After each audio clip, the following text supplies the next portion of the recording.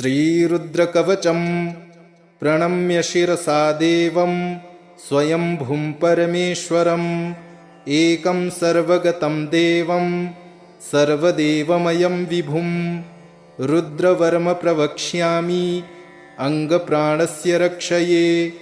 अहोरात्रमयं देवं रक्षार्थं निर्मितं पुरा रुद्रो मे चाग्रतः पातु पातु पार्श्वौ हरस्तथा शिरो मे ईश्वरः पातु ललाटं नीललोहितः नेत्रयोस्त्र्यम्बकः पातु मुखं पातु महेश्वरः कर्णयोः पातु मे शम्भुः नासिकायां सदाशिवः वागीशः पातु मे जिह्वाम् ओष्ठौ पात्वम्बिकापतिः श्रीकण्ठः पातु मे ग्रीवां बाहूंश्चैव पिनाधृत हृदयं मे महादेव ईश्वरो व्याप्तस्थानान्तरं नाभिं कटिं च वक्षश्च पातु सर्वम् उमापतिः बाहुमध्यान्तरं चैव सूक्ष्मरूपः सदाशिवः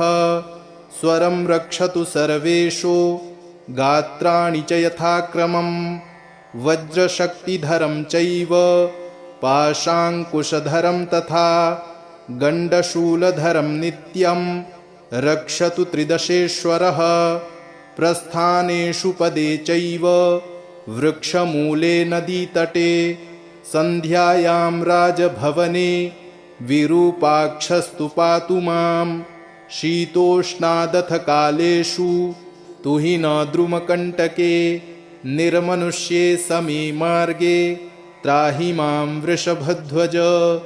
इत्येतद्रुद्रकवचं पवित्रं पापनाशनं महादेवप्रसादेन दूर्वासो मुनिकल्पितं ममाख्यातं समासेन न भयं विन्दितं क्वचित् प्राप्नोति परमारोग्यं पुण्यमायुष्यवर्धनं विद्यार्थी लभते विद्यां धनार्थी लभते धनं कन्यार्थी लभते कन्यां न भयं विन्दते क्वचित् अपुत्रो लभते पुत्रं मोक्षार्थी मोक्षमाप्नुयात् त्राहि त्राहि महादेव त्राहि त्राहि त्रयीमय त्राहि मां पार्वतीनाथ त्राहि मां त्रिपुरान्तक पाशं खड्वाङ्गदिव्यास्त्रं त्रिशूलं रुद्रमेव च नमस्करोमि देवेश त्राहि मां जगदीश्वर शत्रुमध्ये सभामध्ये ग्राममध्ये गृहान्तरे गमनागमने चैव त्राहि मां भक्तवत्सल त्वं चित्तं त्वं मानसं च त्वं बुद्धिस्त्वं परायणं कर्मणा मनसा चैव त्वं बुद्धिश्च यथा सदा ज्वरभयं छिन्दि सर्वज्वर भयं छिन्दि ग्रहभयं छिन्दि सर्वशत्रुन्निवर्त्यापि सर्वव्याधिनिवारणं रुद्रलोकं स गच्छति रुद्रलोकं स गच्छत्योन्नम इति। श्रीगणपत्यथर्वशीर्षं हरिः ॐ। नमस्ते गणपतये त्वमेव प्रत्यक्षं तत्त्वमसि त्वमेव केवलं कर्तासि त्वमेव केवलं धर्तासि त्वमेव केवलं हर्तासि त्वमेव सर्वं खल्विदं ब्रह्मासि त्वं साक्षादात्मासि नित्यं ऋतं वच्मि सत्यं वच्मि अवत्वं माम् अववक्तारम् अवश्रोतारम् अवदातारम् अवधातारम् अवानूचानमवशिष्यम् अवपश्चात्तात् अवपुरस्तात् अवचोत्तरात्तात् अवदक्षिणात्तात् अवचोर्ध्वात्तात् अवाधरात्तात् सर्वतो मां पाहि पाहि समन्तात् त्वं वाङ्मयस्त्वं चिन्मयः त्वमानन्दमयस्त्वं ब्रह्ममयः त्वं सच्चिदानन्दाद्वितीयोऽसि त्वं प्रत्यक्षं ब्रह्मासि त्वं ज्ञानमयो विज्ञानमयोऽसि सर्वं जगदिदं त्वत्तो जायते सर्वं जगदिदं त्वत्तिष्ठति सर्वं जगदिदं त्वयि लयमेष्यति सर्वं जगदिदं त्वयि प्रत्येति त्वं भूमिरापो नलो नीलो नभः त्वं चत्वारि वाक्पदानि त्वं गुणत्रयातीतः त्वं कालत्रयातीतः त्वं देहत्रयातीतः त्वं मूलाधारस्थितोऽसि नित्यं त्वं शक्तित्रयात्मकः त्वां योगिनो ध्यायन्ति नित्यं त्वं ब्रह्मा त्वं विष्णुस्त्वं रुद्रस्त्वमिन्द्रस्त्वमग्निस्त्वं वायुस्त्वं सूर्यस्त्वं चन्द्रमास्त्वं ब्रह्म भूर्भुवः सुरोम गणादिं पूर्वमुच्चार्य वरणादिं तदनन्तरम् अनुस्वारः परतरः अर्धेन्दुलसितं तारेणरुद्धम् एतत्तव मनुस्वरूपं गकारः पूर्वरूपम् अकारो मध्यमरूपम् अनुस्वारश्चान्त्यरूपम् बिन्दुरुत्तररूपम् नादः सन्धानम् संहिता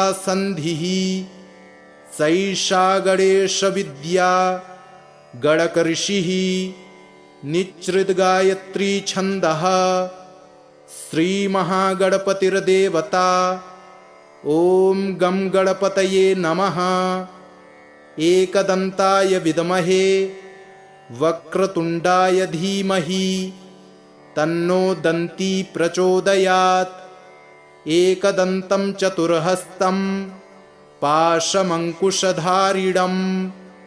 अभयं वरदं हस्तैर्बिभ्राडं मूषकध्वजं रक्तं लम्बोदरं शूर्पकर्णकं रक्तवाससं रक्तगन्धानुलिप्ताङ्गं रक्तपुष्पैः सुपूजितं भक्तानुकम्पिनं देवं जगत्कारणमच्युतम् आविर्भूतं च सृष्ट्यादौ प्रकृतेः पुरुषात् परम् एवं ध्यायति यो नित्यं स योगी योगिनां वरः नमो व्रातपतये नमो गणपतये नमः प्रमथपतये नमस्ते स्तुलम्बोदरायैकदन्ताय विघ्नविनाशिने शिवसुताय श्रीवरदमूर्तये नमो नमः। प्रणम्य शिरसा देवं स्वयंभुं परमेश्वरम् एकं सर्वगतं देवं सर्वदेवमयं विभुं रुद्रवर्म प्रवक्ष्यामि अङ्गप्राणस्य रक्षये अहोरात्रमयं देवं रक्षार्थं निर्मितं पुरा रुद्रो मे चाग्रतः पातु पातु पार्श्वौ हरस्तथा शिरो मे ईश्वरः पातु ललाटं नीललोहितः नेत्रयोस्त्र्यम्बकः पातु मुखं पातु महेश्वरः कर्णयोः पातु मे शम्भुः नासिकायां सदाशिवः वागीशः पातु मे जिह्वाम् ओष्ठौ पात्वम्बिकापतिः श्रीकण्ठः पातु मे ग्रीवां बाहूंश्चैव पिनाधृत हृदयं मे महादेव ईश्वरो व्याप्तस्थानान्तरं नाभिं कटिं च वक्षश्च पातु सर्वम् उमापतिः बाहुमध्यान्तरं चैव सूक्ष्मरूपः सदाशिवः स्वरं रक्षतु सर्वेषु गात्राणि च यथाक्रमं वज्रशक्तिधरं चैव पाशाङ्कुशधरं तथा गण्डशूलधरं नित्यं रक्षतु त्रिदशेश्वरः प्रस्थानेषु पदे चैव वृक्षमूले नदीतटे सन्ध्यायां राजभवने विरूपाक्षस्तु पातु मां शीतोष्णादथ कालेषु तुहिन द्रुमकण्टके निर्मनुष्ये समे मार्गे त्राहि मां वृषभध्वज इत्येतद्रुद्रकवचं पवित्रं पापनाशनं महादेवप्रसादेन दूर्वासो मुनिकल्पितं ममाख्यातं समासेन न भयं विन्दितं क्वचित् प्राप्नोति परमारोग्यं पुण्यमायुष्यवर्धनं विद्यार्थी लभते विद्यां धनार्थी लभते धनं कन्यार्थी लभते कन्यां न भयं विन्दते क्वचित् अपुत्रो लभते पुत्रं मोक्षार्थी मोक्षमाप्नुयात् त्राहि त्राहि महादेव त्राहि त्राहि त्रयीमय त्राहि मां पार्वतीनाथ त्राहि मां त्रिपुरान्तक पाशं खड्वाङ्गदिव्यास्त्रं त्रिशूलं रुद्रमेव च नमस्करोमि देवेश त्राहि मां जगदीश्वर शत्रुमध्ये सभामध्ये ग्राममध्ये गृहान्तरे गमनागमने चैव त्राहि मां भक्तवत्सल त्वं चित्तं त्वं मानसं च त्वं बुद्धिस्त्वं परायणं कर्मणा मनसा चैव त्वं बुद्धिश्च यथा सदा ज्वरभयं छिन्दि सर्वज्वर भयं छिन्दि ग्रहभयं छिन्दि सर्वशत्रुन्निवर्त्यापि सर्वव्याधिनिवारणं रुद्रलोकं स गच्छति रुद्रलोकं स गच्छत्योन्नम इति। हरिः ॐ।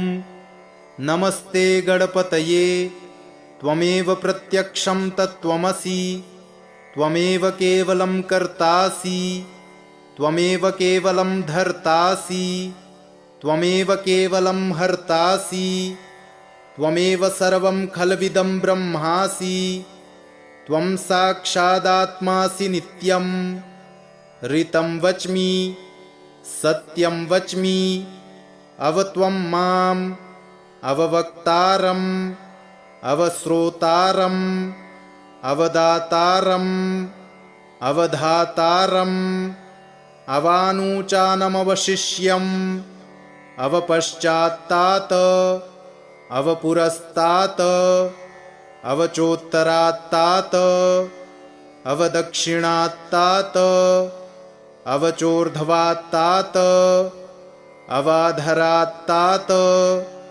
सर्वतो मां पाहि पाहि समन्तात् त्वं वाङ्मयस्त्वं चिन्मयः त्वमानन्दमयस्त्वं ब्रह्ममयः त्वं सच्चिदानन्दाद्वितीयोऽसि त्वं प्रत्यक्षं ब्रह्मासि त्वं ज्ञानमयो विज्ञानमयोऽसि सर्वं जगदिदं त्वत्तो जायते सर्वं जगदिदं त्वत्तिष्ठति सर्वं जगदिदं त्वयि लयमेष्यति सर्वं जगदिदं त्वयि प्रत्येति त्वं भूमिरापो नलो नीलो नभः त्वं चत्वारि वाक्पदानि त्वं गुणत्रयातीतः त्वं कालत्रयातीतः त्वं देहत्रयातीतः त्वं मूलाधारस्थितोऽसि नित्यं त्वं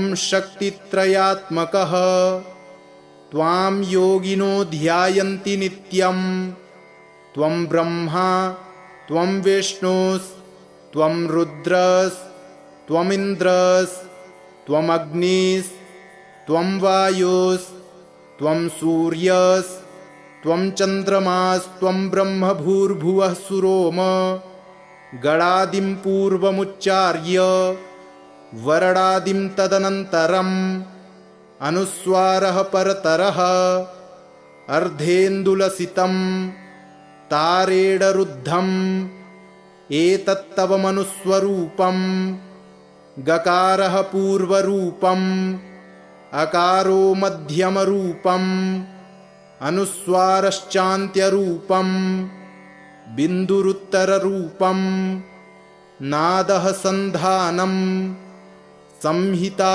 सन्धिः सैषा गणेशविद्या गणकऋषिः निच्छृद्गायत्री छन्दः श्रीमहागणपतिर्देवता। ॐ गं गणपतये नमः। एकदन्ताय विद्महे वक्रतुण्डाय धीमहि तन्नो दन्ती प्रचोदयात्।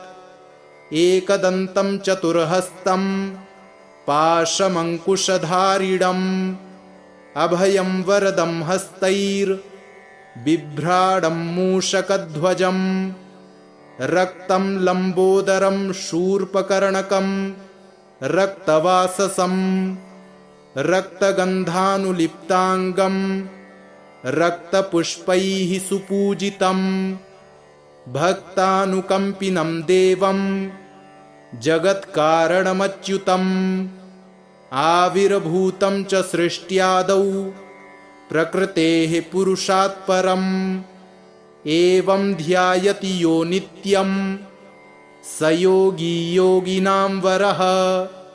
नमो व्रातपतये नमो गणपतये नमः प्रमथपतये नमस्ते स्तुलम्बोदरायैकदन्ताय विघ्नविनाशिने शिवसुताय श्रीवरदमूर्तये नमो नमः। प्रणम्य शिरसा देवं स्वयंभुं परमेश्वरम् एकं सर्वगतं देवं सर्वदेवमयं विभुं रुद्रवर्म प्रवक्ष्यामि अङ्गप्राणस्य रक्षये। अहोरात्रमयं देवं रक्षार्थं निर्मितं पुरा रुद्रो मे चाग्रतः पातु पातु पार्श्वौ हरस्तथा शिरो मे ईश्वरः पातु ललाटं नीललोहितः नेत्रयोस्त्र्यम्बकः पातु मुखं पातु महेश्वरः कर्णयोः पातु मे शम्भुः नासिकायां सदाशिवः वागीशः पातु मे जिह्वाम् ओष्ठौ पात्वम्बिकापतिः श्रीकण्ठः पातु मे ग्रीवां बाहूंश्चैव पिनाधृत हृदयं मे महादेव ईश्वरो व्याप्तस्थानान्तरं नाभिं कटिं च वक्षश्च पातु सर्वम् उमापतिः बाहुमध्यान्तरं चैव सूक्ष्मरूपः सदाशिवः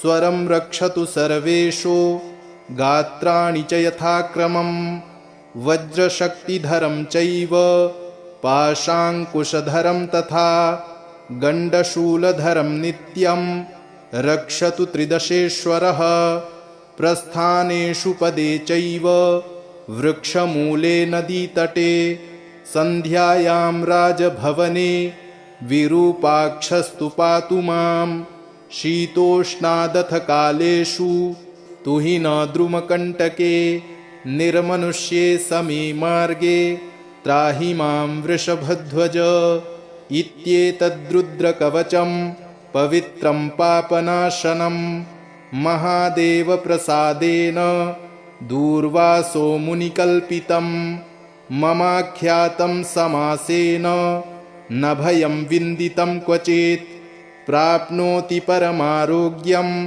पुण्यमायुष्यवर्धनं विद्यार्थी लभते विद्यां धनार्थी लभते धनं कन्यार्थी लभते कन्यां न भयं विन्दते क्वचित् अपुत्रो लभते पुत्रं मोक्षार्थी मोक्षमाप्नुयात् त्राहि त्राहि महादेव त्राहि त्राहि त्रयीमय त्राहि मां पार्वतीनाथ त्राहि मां त्रिपुरान्तक पाशं खड्वाङ्गदिव्यास्त्रं त्रिशूलं रुद्रमेव च नमस्करोमि देवेश त्राहि मां जगदीश्वर शत्रुमध्ये सभामध्ये ग्राममध्ये गृहान्तरे गमनागमने चैव त्राहि मां भक्तवत्सल।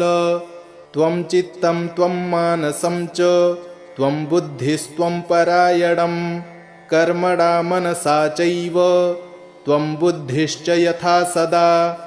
ज्वरभयं छिन्दि सर्वज्वर भयं छिन्दि ग्रहभयं छिन्दि। सर्वशत्रुन्निवर्त्यापि सर्वव्याधिनिवारणं। रुद्रलोकं स गच्छति रुद्रलोकं स गच्छत्योन्नम इति। हरिः ॐ। नमस्ते गणपतये। त्वमेव प्रत्यक्षं तत्त्वमसि। त्वमेव केवलं कर्तासि। त्वमेव केवलं धर्तासि। त्वमेव केवलं हर्तासि। त्वमेव सर्वं खल्विदं ब्रह्मासि।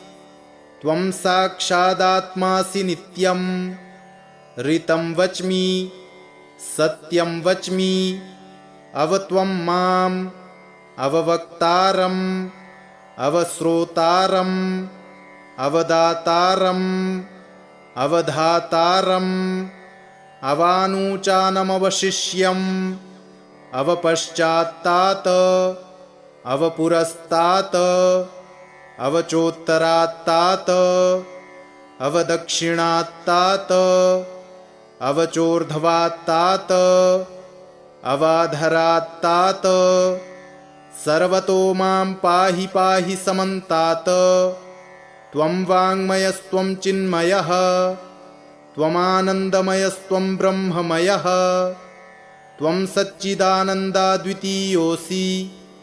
त्वं प्रत्यक्षं ब्रह्मासि।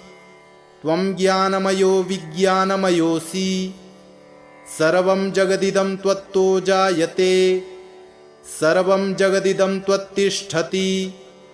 सर्वं जगदिदं त्वयि लयमेष्यति। सर्वं जगदिदं त्वयि प्रत्येति। त्वं भूमिरापो नलो नीलो नभः। त्वं चत्वारि वाक्पदानि। त्वं गुणत्रयातीतः। त्वं कालत्रयातीतः। त्वं देहत्रयातीतः। त्वं मूलाधारस्थितोऽसि नित्यं। त्वं शक्तित्रयात्मकः। त्वां योगिनो ध्यायन्ति नित्यं।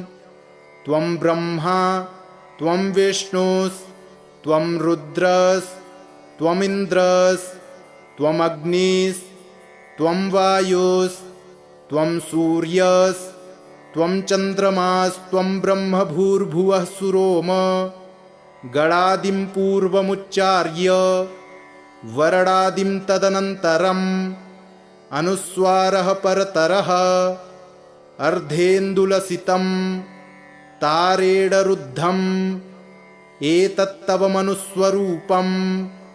गकारः पूर्वरूपम्। अकारो मध्यमरूपम्। अनुस्वारश्चान्त्यरूपम्। बिन्दुरुत्तररूपम्। नादः सन्धानम्। संहिता सन्धिः। सैषा गणेशविद्या गणकऋषिः। निच्छृद्गायत्री छन्दः। श्रीमहागणपतिर्देवता। ॐ गं गणपतये नमः। एकदन्ताय विद्महे वक्रतुण्डाय धीमहि तन्नो दन्ती प्रचोदयात्। एकदन्तं चतुर्हस्तं पाशमङ्कुशधारिणम् अभयं वरदं हस्तैर्बिभ्राणं मूषकध्वजम्। रक्तं लम्बोदरं शूर्पकर्णकं रक्तवाससं। रक्तगन्धानुलिप्ताङ्गं रक्तपुष्पैः सुपूजितं। भक्तानुकम्पिनं देवं जगत्कारणमच्युतम्। आविर्भूतं च सृष्ट्यादौ प्रकृतेः पुरुषात् परम्। एवं ध्यायति यो नित्यं स योगी योगिनां वरः। नमो व्रातपतये नमो गणपतये नमः प्रमथपतये नमस्तेऽस्तु लम्बोदरायैकदन्ताय विघ्नविनाशिने शिवसुताय श्रीवरदमूर्तये नमो नमः। प्रणम्य शिरसा देवं स्वयंभुं परमेश्वरम् एकं सर्वगतं देवं सर्वदेवमयं विभुं रुद्रवर्म प्रवक्ष्यामि अङ्गप्राणस्य रक्षये। अहोरात्रमयं देवं रक्षार्थं निर्मितं पुरा रुद्रो मे चाग्रतः पातु पातु पार्श्वौ हरस्तथा शिरो मे ईश्वरः पातु ललाटं नीललोहितः नेत्रयोस्त्र्यम्बकः पातु मुखं पातु महेश्वरः कर्णयोः पातु मे शम्भुः नासिकायां सदाशिवः वागीशः पातु मे जिह्वाम् ओष्ठौ पात्वम्बिकापतिः श्रीकण्ठः पातु मे ग्रीवाम् बाहूंश्चैव पिनाधृत हृदयं मे महादेव ईश्वरो व्याप्तस्थानान्तरम् नाभिं कटिं च वक्षश्च पातु सर्वम् उमापतिः बाहुमध्यान्तरं चैव सूक्ष्मरूपः सदाशिवः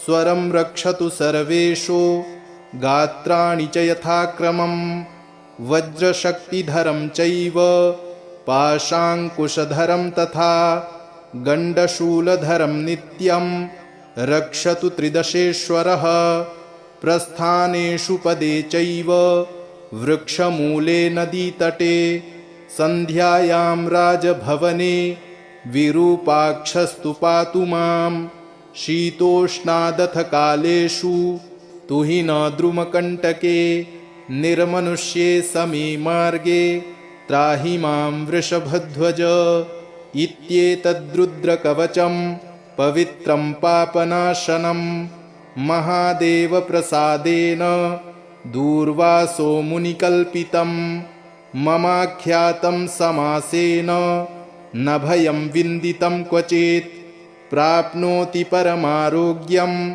पुण्यमायुष्यवर्धनं विद्यार्थी लभते विद्यां धनार्थी लभते धनं कन्यार्थी लभते कन्यां न भयं विन्दते क्वचित् अपुत्रो लभते पुत्रं मोक्षार्थी मोक्षमाप्नुयात् त्राहि त्राहि महादेव त्राहि त्राहि त्रयीमय त्राहि मां पार्वतीनाथ त्राहि मां त्रिपुरान्तक पाशं खड्वाङ्गदिव्यास्त्रं त्रिशूलं रुद्रमेव च नमस्करोमि देवेश त्राहि मां जगदीश्वर शत्रुमध्ये सभामध्ये ग्राममध्ये गृहान्तरे गमनागमने चैव त्राहि मां भक्तवत्सल त्वं चित्तं त्वं मानसं च त्वं बुद्धिस्त्वं परायणं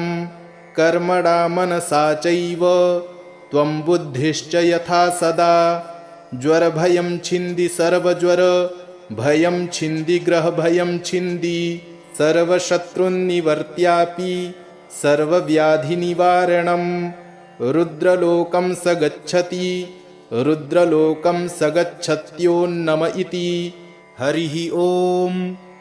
नमस्ते गणपतये त्वमेव प्रत्यक्षं तत्त्वमसि त्वमेव केवलं कर्तासि त्वमेव केवलं धर्तासि त्वमेव केवलं हर्तासि त्वमेव सर्वं खल्विदं ब्रह्मासि त्वं साक्षादात्मासि नित्यं ऋतं वच्मि सत्यं वच्मि अवत्वं माम् अववक्तारम् अवश्रोतारम् अवदातारम् अवधातारम् अवानूचानमवशिष्यम् अवपश्चात्तात् अवपुरस्तात् अवचोत्तरात्तात् अवदक्षिणात्तात्, अवचोर्ध्वात्तात्, अवचोर्ध्वात्तात्, अवदक्षिणात्तात्, अवचोत्तरात्तात्, अवचोर्ध्वात्तात्, अवचोत्तरात्तात्, अवचोर्ध्वात्तात्, अवचोर्ध्वात्तात्, अवचोर्ध्वात्तात्, अवचोर्ध्वात्तात्, अवचोर्ध्वात्तात्, अवाधरात्तात्, सर्वतो मां पाहि पाहि समन्तात्। त्वं वाङ्मयस्त्वं चिन्मयः त्वमानन्दमयस्त्वं ब्रह्ममयः त्वं सच्चिदानन्दाद्वितीयोऽसि त्वं प्रत्यक्षं ब्रह्मासि त्वं ज्ञानमयो विज्ञानमयोऽसि सर्वं जगदिदं त्वत्तो जायते सर्वं जगदिदं त्वत्तिष्ठति सर्वं जगदिदं त्वयि लयमेष्यति सर्वं जगदिदं त्वयि प्रत्येति त्वं भूमिरापो नलो नीलो नभः त्वं चत्वारि वाक्पदानि त्वं गुणत्रयातीतः त्वं कालत्रयातीतः त्वं देहत्रयातीतः त्वं मूलाधारस्थितोऽसि नित्यं त्वं शक्तित्रयात्मकः त्वां योगिनो ध्यायन्ति नित्यं त्वं ब्रह्मा त्वं विष्णुस्त्वं रुद्रस्त्वमिन्द्रस्त्वम् अग्निस्त्वं वायुस्त्वं सूर्यस्त्वं चन्द्रमास्त्वं ब्रह्म भूर्भुवः सुरोम गणादिं पूर्वमुच्चार्य वरणादिं तदनन्तरम् अनुस्वारः परतरः अर्धेन्दुलसितं तारेणरुद्धम् एतत्तव मनुस्वरूपं गकारः पूर्वरूपम् अकारो मध्यमरूपम् अनुस्वारश्चान्त्यरूपम् बिन्दुरुत्तररूपम् नादः सन्धानम् संहिता सन्धिः सैषा गणेशविद्या गणकऋषिः निच्छृद्गायत्री छन्दः श्रीमहागणपतिर्देवता ॐ गं गणपतये नमः। एकदन्ताय विद्महे वक्रतुण्डाय धीमहि तन्नो दन्ती प्रचोदयात्। एकदन्तं चतुर्हस्तं पाशमङ्कुशधारिणम् अभयं वरदं हस्तैर्बिभ्राणं मूषकध्वजं रक्तं लम्बोदरं शूर्पकर्णकं रक्तवाससं रक्तगन्धानुलिप्ताङ्गं रक्तपुष्पैः सुपूजितं भक्तानुकम्पिनं देवं जगत्कारणमच्युतम् आविर्भूतं च सृष्ट्यादौ प्रकृतेः पुरुषात् परम् एवं ध्यायति यो नित्यं स योगी योगिनां वरः। नमो व्रातपतये नमो गणपतये नमः प्रमथपतये नमस्ते स्तुलम्बोदरायैकदन्ताय विघ्नविनाशिने शिवसुताय श्रीवरदमूर्तये नमो नमः। प्रणम्य शिरसा देवं स्वयंभुं परमेश्वरम् एकं सर्वगतं देवं सर्वदेवमयं विभुं रुद्रवर्म प्रवक्ष्यामि अङ्गप्राणस्य रक्षये अहोरात्रमयं देवं रक्षार्थं निर्मितं पुरा रुद्रो मे चाग्रतः पातु पातु पार्श्वौ हरस्तथा शिरो मे ईश्वरः पातु ललाटं नीललोहितः नेत्रयोस्त्र्यम्बकः पातु मुखं पातु महेश्वरः कर्णयोः पातु मे शम्भुः नासिकायां सदाशिवः वागीशः पातु मे जिह्वाम् ओष्ठौ पात्वम्बिकापतिः श्रीकण्ठः पातु मे ग्रीवां बाहूंश्चैव पिनाधृत हृदयं मे महादेव ईश्वरो व्याप्तस्थानान्तरम् नाभिं कटिं च वक्षश्च पातु सर्वम् उमापतिः बाहुमध्यान्तरं चैव सूक्ष्मरूपः सदाशिवः स्वरं रक्षतु सर्वेषु गात्राणि च यथाक्रमम् वज्रशक्तिधरं चैव पाशाङ्कुशधरं तथा गण्डशूलधरं नित्यं रक्षतु त्रिदशेश्वरः।